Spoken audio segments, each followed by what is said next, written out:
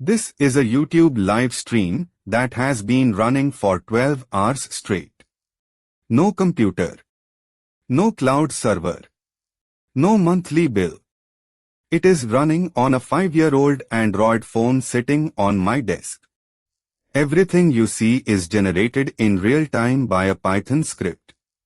The logos, the physics, the counter. And when a logo hits an exact corner, it duplicates. Let me show you how it works, and the 3 things that broke along the way. The setup is simple. A phone, a charger, and Wi-Fi. Inside, 3 pieces. A Python script that simulates the logos and draws each frame. FFmpeg, which encodes those frames and sends them to YouTube. And an audio file that loops forever underneath. No editing software. No OBS, no graphical interface at all. Just a terminal. Here is why I built it. To earn from YouTube you need 1000 subscribers and 4000 hours of watch time. I had the subscribers. I had 400 hours. Long videos accumulate watch time slowly. But a live stream runs 24 hours a day.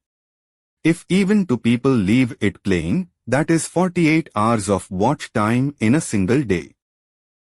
That was the theory. I will tell you what actually happened at the end, because it did not go the way I expected.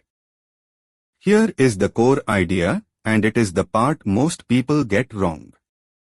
FFmpeg can move a logo around the screen on its own, using position formulas. But formulas have no memory. The logo's position is just a calculation based on time. It cannot remember that something happened. I needed the logos to duplicate on a corner hit. That requires memory. So the formula approach could not work. Instead, Python calculates every frame as a grid of numbers and pipes those raw frames straight into FFmpeg. FFmpeg never knows it is receiving generated content. It just encodes what arrives. That is the whole trick. Python draws, FFmpeg encodes and uploads. Here is the same pipeline as a real moving demo. Python generates each frame, then FFmpeg receives those frames and turns them into a compressed video stream.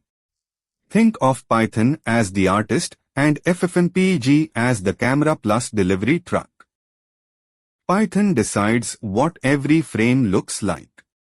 FFmpeg handles the expensive video encoding and sends the finished stream toward YouTube.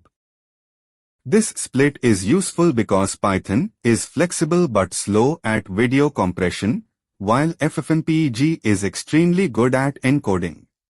Keeping those jobs separate makes the code easier to understand and easier to debug. The logos bounce like billiard balls. When one strikes a wall it reverses and changes color. A corner hit is when it touches 2 walls at the same moment. In real numbers that almost never happens exactly, so I allow a small window. Land within 10 pixels of a corner and it counts. Every corner hit doubles the population. 1 becomes 2. 2 becomes 4. Then 8, 16, 32, and onward. And here is something I did not expect. Raising the maximum from 32 logos to 1024 barely changed how long a cycle takes. The reason is that more logos means more chances of a corner hit. So the more there are, the faster they multiply. The growth accelerates into itself, and the last 4 doublings happen within seconds of each other. The bounce logic is intentionally simple. Every frame has a position and a velocity. The position moves by the velocity. If the logo touches a left or right edge, horizontal velocity changes sign. If it touches the top or bottom edge, vertical velocity changes sign. A corner hit means both directions flip at almost the same time, which is also the moment when the program can duplicate a logo or trigger another event. Now, the phone. Android can run a full Linux environment through an app called Termux. Install it from F-Droid, not the Play Store. The Play Store version is abandoned. Then install FFmpeg, Python, and NumPy with a single command. One important discovery.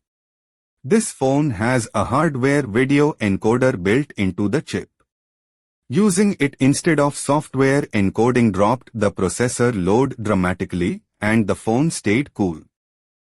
Check whether yours has it with this command. Now the useful part. 3 problems, and you will hit all of them. Problem 1. No temp folder. My script wrote a temporary file to /tmp. That folder does not exist on Android, and the system partition is read-only, so you cannot create it. The fix is to ask Python where the temp folder is instead of assuming. Write portable code, and this never happens. I asked for 5000 kilobits. YouTube reported 700. The hardware encoder defaults to a constant quality mode.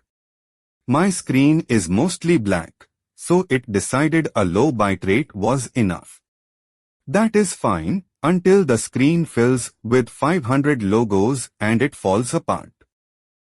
The fix is one flag. Set bitrate mode to CBR and it spends what you asked for. Now look at what FFmpeg reports while encoding.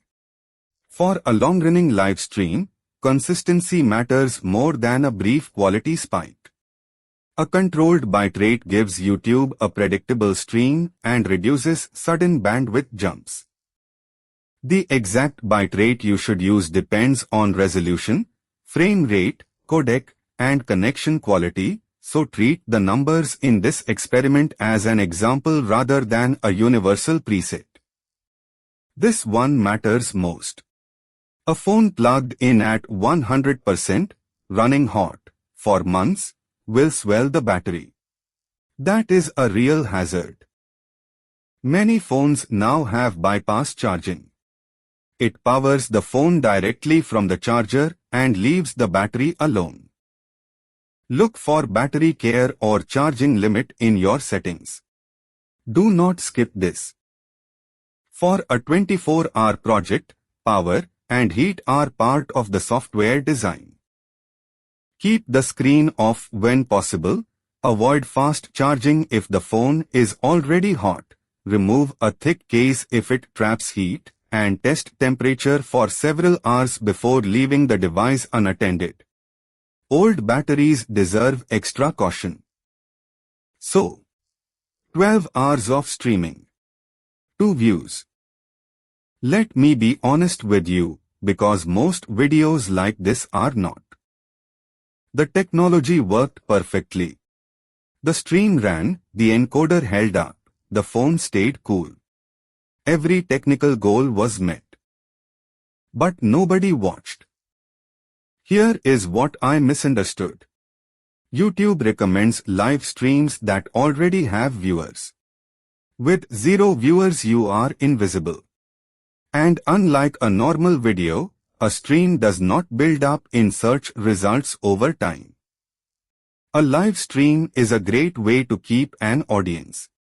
It is a poor way to find one. The most useful lesson is that technical success and audience success are different problems. The stream can be perfectly stable and still get almost no viewers. If you repeat this project, pair the engineering with a reason to watch, useful live data, a game, a camera, a public dashboard, a challenge, or something that changes over time. If I started again, I would build the same system but upload finished videos first, and add the live stream later once people were already arriving. The engineering was the easy part. Getting found is the hard part, and no amount of clever code fixes that. All the code is linked below. It runs on Linux, on a Mac, and on Android. If you build something with it, I would like to see it. Thanks for watching.